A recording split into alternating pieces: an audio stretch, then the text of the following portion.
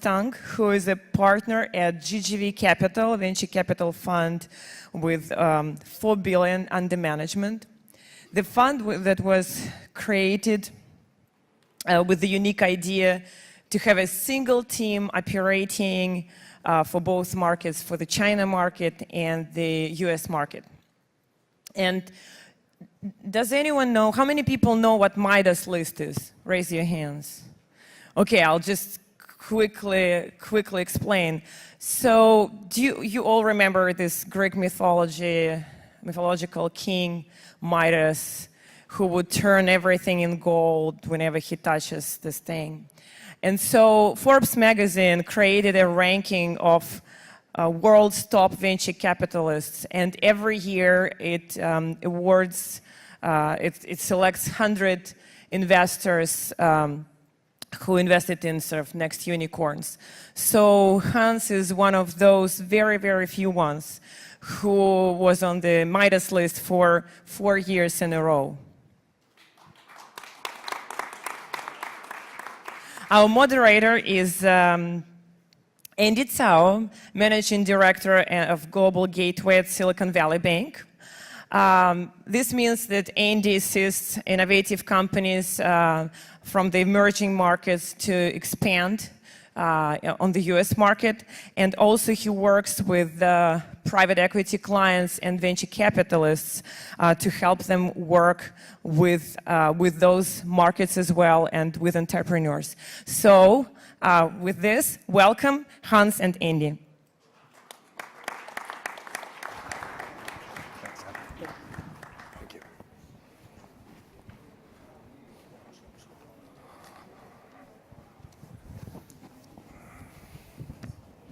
We on? Okay, good. All right, good afternoon, everybody. Thank you, Anna. Again, my name is Andy Tsao. I'm a managing director with Silicon Valley Bank.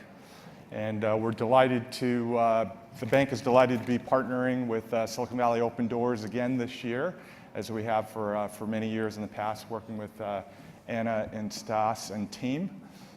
There's such a great gathering of so many entrepreneurs and investors from around the world, and that's really synergistic with our mission statement, which at its core is really to help innovative companies and their investors to succeed worldwide. So I was really excited when Anna suggested this talk today, an opportunity to sit down with Tung of GGV. And Hans and I have had the opportunity to get to know each other a bit for the last couple of years. When he moved back from China, we served on the board of the AMA for a time together, and of course, Granite Global Ventures and Silicon Valley Bank have had a long history, both here in the US and in China, where we both have significant operations. So what I'd like to do over the next 13, 14 minutes, I think we have, is to talk to Hans about his insights in investing both in China and here in the US, and how those markets are converging. Hans, I think Anna already mentioned his reputation through the Midas list, but he works with some amazing companies and has in the past, whether it's Xiaomi or Alibaba, or here companies like Airbnb and Slack. I mean, sort of a mashup of some of the most exciting companies from both those markets. So again, it's no wonder, Hans, you're on that the Midas list, number 19 this year. So do you pay attention to the Midas list stuff? I remember when I first saw my career in the Valley in 2005, the Midas list only had all American VCs. They weren't any VC from Russia or from China or India. And then fast forward to today, I think on that list from Russia you have DST obviously, and then in China there were like over 10 VCs on it. So just seeing how the world has changed from 2005 to now in the last 12 years is absolutely amazing. And we're talking about the current fund that you're investing out of, 1.2 billion, and you're investing in both sort of 50-50 US and China. So Do you want to give a little bit more about what GGV is doing? Sure. GDV started in 2000, and at that point in time, right, at the height of the first bubble, the idea was that there were a lot of companies getting funded in the Valley in Series A and B. There were quite a bit of pre-IPO funding, but there was a gap in sort of Series C stage. And over that period of time, the opportunity has shifted earlier. So there were more Series B deals to be done in markets both in the US and China. And most recently now, we have established our funds so we can invest in things as early as seed deals. Right. The goal is that we'll be sector focused, focusing on consumer internet, focusing on enterprise SaaS, focusing on frontier tech, which includes AI, machine learning, AR, VR, et cetera. So that will be 3 teams, sector focused, but look at the opportunity on a global basis.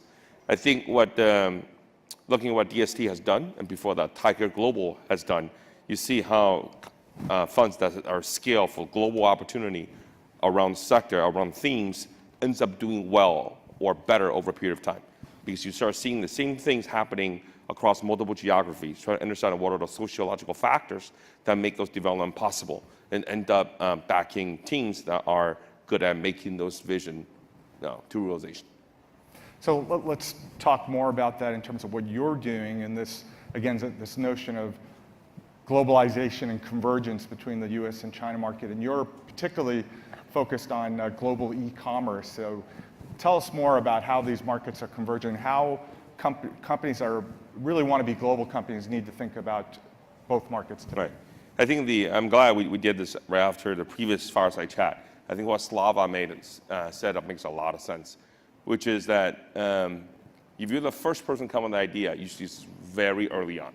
So he saw a marketplace for videos on YouTube. Can you apply the idea into another category? That's actually the most successful approach to take something, because it's just for the risk of innovation already. But the hard part is getting the execution. And I think he had the idea in 2008. He didn't raise his Series B, $40 million round until 2014, 6 years later. So the way we look at it is that how can we shorten that time from 6 years to maybe 3 years by sharing the ideas and experiences that we have seen elsewhere to help the entrepreneur to scale sooner, faster. And I pick e-commerce for the reason that marketplace of all ideas been created in the internet space in the first bubble. Marketplace was the most cost efficient, capital efficient, and the fastest way to scale of all the business model we saw. Not advertising, but marketplace. And in China, we're lucky to be an investor in Alibaba since 2003. And over that period of time, you see how a lot of smart money went to China in 2004, 2005, and thought e-commerce was too early for China. Because back in 2004, 2005, there was no credit card. If there's no credit card, how can you build a PayPal business? If there's no DSL, there's no USPS, there's no FedEx, how can you build transportation logistics to ship the goods? So all the criteria that make e-commerce interesting in the US back in 2005, none of that existed in China. Yet Jack Ma and his team was able to come out with the ability to build a marketplace on something that was completely lacking. And that lesson that we learned, how he did that, why he did that, what are the sociological factors he took advantage of to build that ecosystem, made us realize that e-commerce is here to stay. Fast forward today, e-commerce in China market is bigger than the US. On Singles Day last year, about $18 billion US were transacted in one day, and that was only on Alibaba platform. That's more than 3x of Cyber Monday and Black Friday combined online in the US. And when you see that kind of numbers happen in a 10-year period, when 10 years ago nobody thought e-commerce possible in China, you realize that this is beyond just China, that e-commerce can go global and you can build businesses online once there's enough broadband penetration that offline retail just can't match. So you have the idea and realize it's possible, then of course you have the guts to invest in someone like a Wish and help them to grow and become sort of Taobao on mobile for the rest of the world. So I think the most important job for the CEO and the founder is figuring out what direction and what force, what trend he or she wants to bet on. And like Slava, have the tenacity, even hearing no from 93, 97 VCs, to still continue to do that. And that's much harder than finding the idea. But with that idea, without that right direction, you won't have a business at all. And that market will only continue to grow based on the penetration rates and the growth of the middle class. Maybe switching gears a little bit to travel, and a company you're working with, Airbnb, in terms of their market entry strategy in China. They think that the future of travel is in China. Right. You look at, as you know, from looking at numbers of Chinese travelers, it's 150 million people spending over $1,000 per person per trip every year. So you're looking at a massive number that's growing about 40% year on year. And when you talk to the Airbnb team, the 3 co-founders understand what China could be for them. And right now, I think China is the fastest growing market for Airbnb worldwide. And the growth initially came from outbound travel, Chinese travelers traveling overseas, the number I just cited earlier. But what's growing even faster than that is domestic travel. So while Airbnb has found that the formula worked for them in Europe, where people first try international travel, liked it, went back to the home country and become a host in the local country. So starting as a visitor and then become a host thereafter, the same dynamics played out in China. I think what was the insight there is that you see that millennials, this generation, and Generation Z, these 2 generations have, the users worldwide have more in common with each other.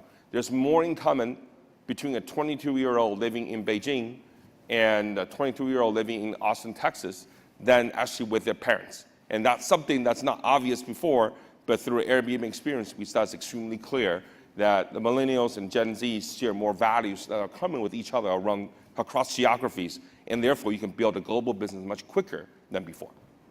That's interesting, this notion of millennials, because having grown up in a Chinese American family, I think the notion of using an Airbnb, renting out a room in your house would be culturally a little bit different for. Yes, and a lot of people in China also thought that the way to build a travel business in China, you have to do managed services, like a home inn and so forth. But the Airbnb idea was not something that was obvious to people who were older.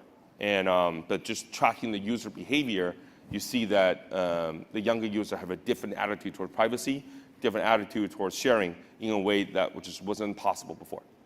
And I know you're working with a recent investment is Peloton, very cool cycling business, and also that you're doing quite a number of deals in New York now. So, Peloton, I get what the strategy is going to be, help them also with the China market.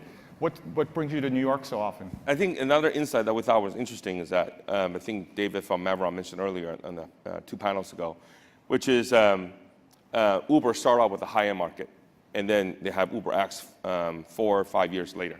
Again, the idea we had was that can you shorten that time period so you don't have a mass market offering much later, but you have earlier in the company development stage? Because the sooner you have a mass market offering, the chance of you becoming a global company and scale faster is much, much higher. Our experience with Didi in China is that Didi started off with just the taxi sharing business, not the high-end black car business. Because in China, the price difference between a black car service and a taxi is much, much, much bigger, 10x difference than versus here, which is about a 50% difference. So if you go after the market that has the most number of users, the chance of you scaling a business, raising more money to eventually have a big enough base to offer the value-add services is actually much higher. And that model, mass market first, then move up, actually works better for emerging market, where the gap between rich and poor is much, much bigger. Sure. And the base of the pyramid is much, much wider as well. So different country will need a different strategy. For Peloton, what we decided to invest recently, because they have an amazing high-end business for sure. But when you look at their app business, that you can use app, take the online course with the star instructors on any bike, to us, that's much more exciting, longer term. And then the spinning phenomenon, where right now it's very America-focused, the idea of taking lessons online with 1,000 people looking at star instructors who have that star power, it is appealing on a global basis. So we think that eventually Peloton can build a much bigger business than people give them credit for. And that instead of going to a gym, you spend $100, split it between 2 people, a couple in the house, maybe an older child, is easily affordable for enough people to make a difference. All right, well, we have a lot of ground to cover and not much time here, so I'll ask you just very briefly, Hans, just in terms of what's happening in the China venture market right now. it's a very hyper-competitive market. You really read about a lot of capital being invested. Deal count seems to be reducing a little bit. What's your sense of the China VC market today? I think in the Valley where I did my undergrad at Stanford, where everything, for the most part, works and works well. And maybe the bar could be better, maybe the Caltrain could be better. For the most part, things work well. So that you take a lot of things for granted, especially in infrastructure. The lesson I learned from China is that the Communist Party did an extremely good job of laying down infrastructure for broadband. When I went to China in 2005, broadband penetration was probably about 75 million internet users on broadband. Fast forward to 12 years later, you have 700 million internet users on broadband. You have 600 to 700 million users on smartphone, 3G and almost 4G. And so when you have that kind of base with enough GDP per capita and that kind of penetration, then it's much easier to build an internet business on top of that. And you can scale that much faster than any offline business possible.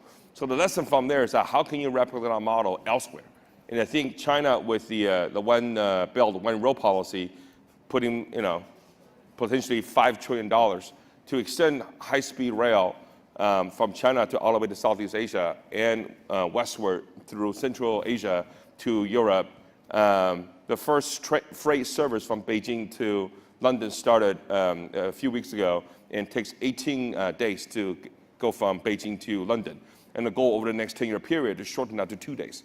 So when you can see that kind of infrastructure program happen on a much bigger scale than has been in the last 12 years in China, the impact it will have to connect a lot of landlocked countries to unleash sort of lower cost labor in those countries to make that part of the whole internet going global kind of a trend.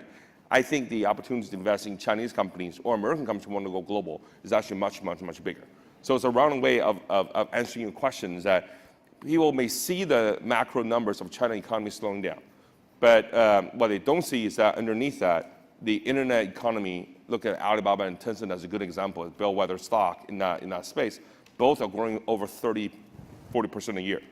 And so that is growing much faster than the offline economy. And the offline economy picks up from One Belt, One Road campaign, then the infrastructure prime pumping that China has been very good at leverage could extend beyond China, then you will see a lot more growth ahead for that region.